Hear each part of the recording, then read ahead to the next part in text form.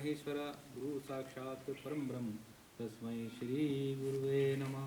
बोलो मेरे श्री गुरु महाराज की जय। बोलो नंगली निवासी भगवान की जय। बोलो परम सद्दे श्री सत्यार्थी जी महाराज की जय। बोलो अकाल पुरुष भगवान की जय। बोलो सच्चिदानंद भगवान की जय।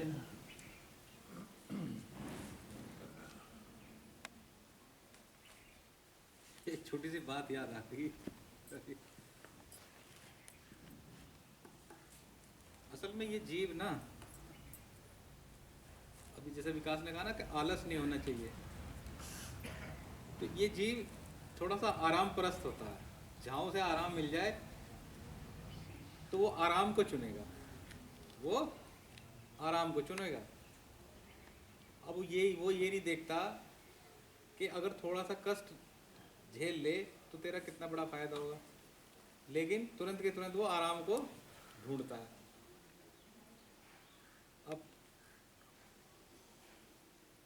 अब कैसे देखते हैं? अगर आपको ये कहा जाए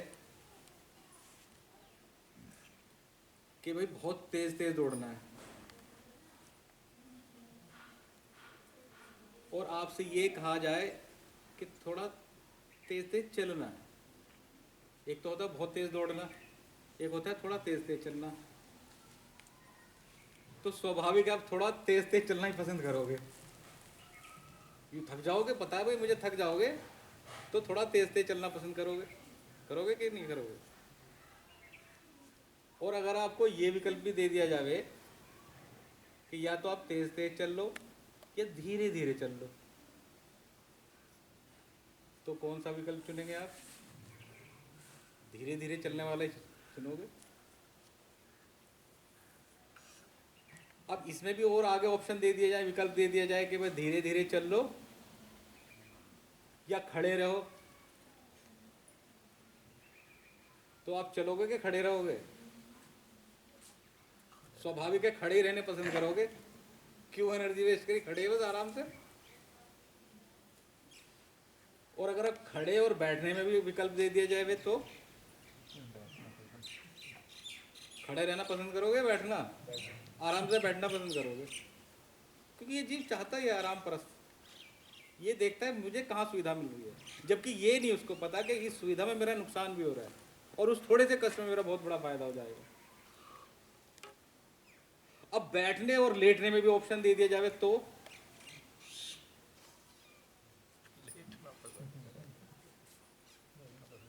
लेटना पसंद करोगे?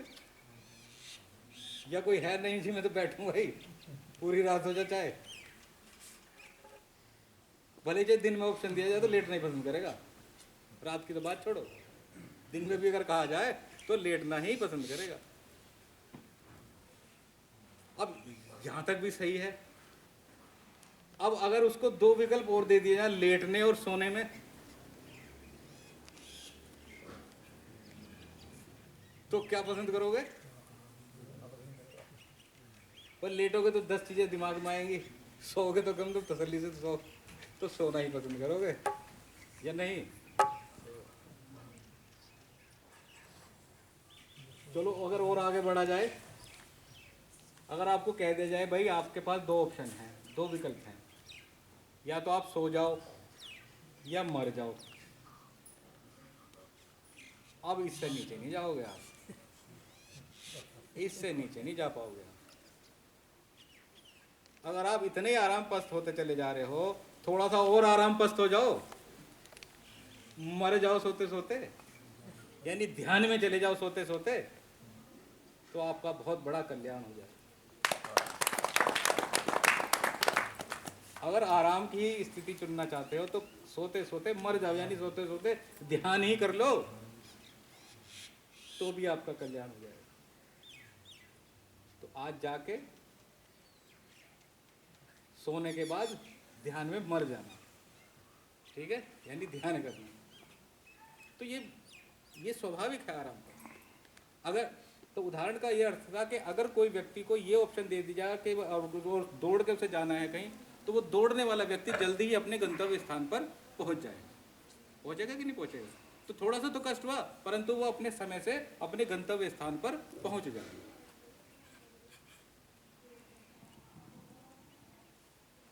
और भी आ रही थी कि ये सब कर्म का ही है लेख, भाई मनुष्य को जैसे बनाया वो सब उसके कर्मानुसार है, जो कुछ मिला उसके कर्मानुसार ही मिला है। किसी को सुख दुख, ऊंच नीच, मान सम्मान, ये सब कर्मानुसार ही मिल रहा है। एक राजा के दिमाग में भी यही संशय बैठ गया कि भाई जब मुझे कर्मानुसार ही सब कुछ मिल रहा है तो मैं सत्संग में जाऊं क्यों? जब मुझे सब कर्म से ही मिलना है तो मैं सत्संग में जाऊं क्यों? अब यही संशय लेके वो अपने गुरुजी के पास पहुंचा कि गुरुजी बस बात अगर ऐसी है, आप भी कहते हो कि भाई सब कर्म का ही लेखा जोखा चल रहा है, कर्मानुसार ही सब कुछ चल रहा है, तो फिर मैं सत्संग में आऊं क्यों? बोला भाई इसका जवाब तुझे अभी 2-4 दिन में मिल जाएगा। अब अपने राजमहल में गया, जाने के बाद उसको एक स्वप्न आया रात में।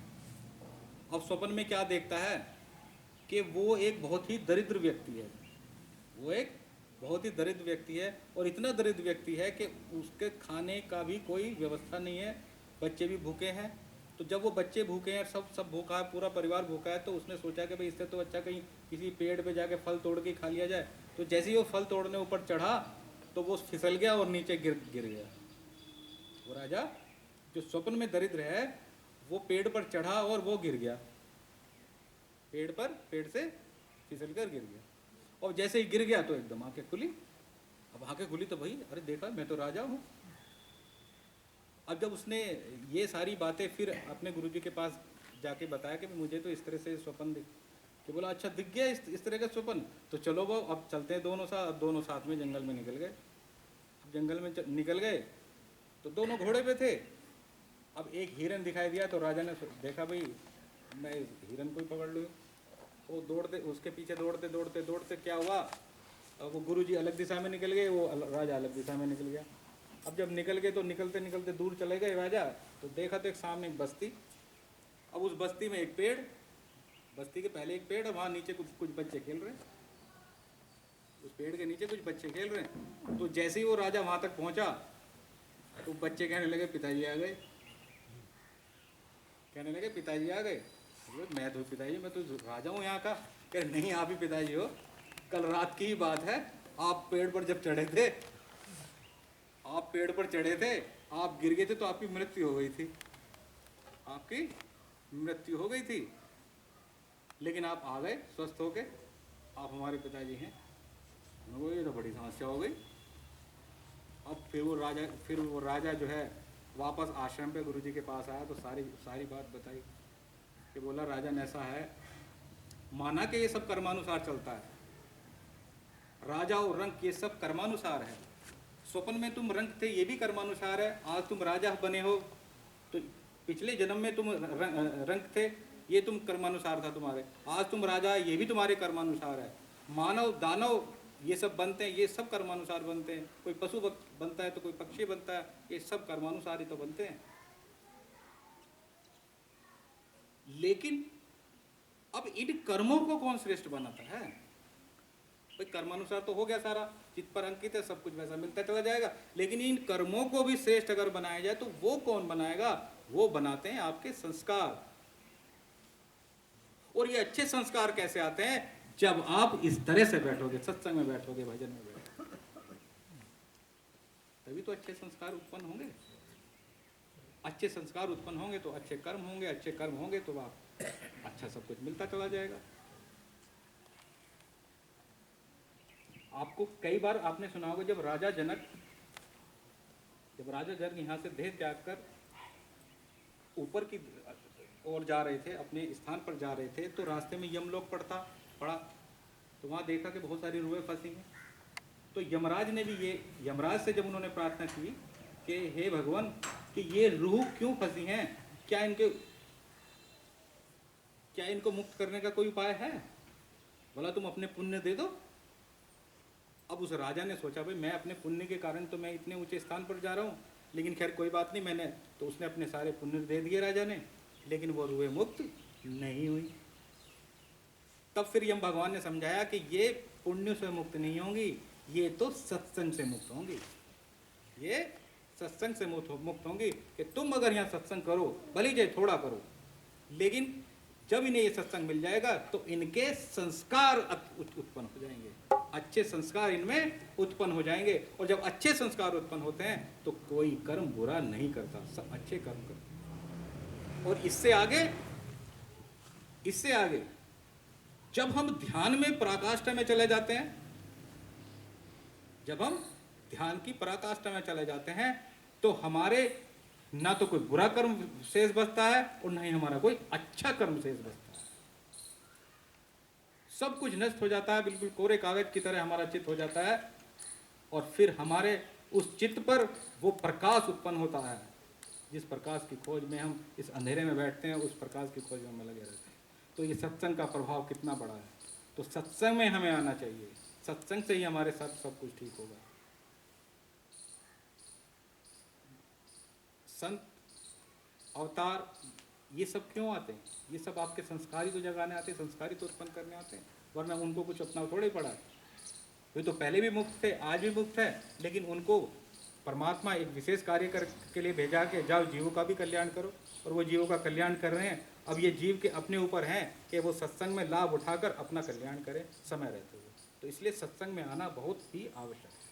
बोलो सद्गुरुदेव महाराज की जय।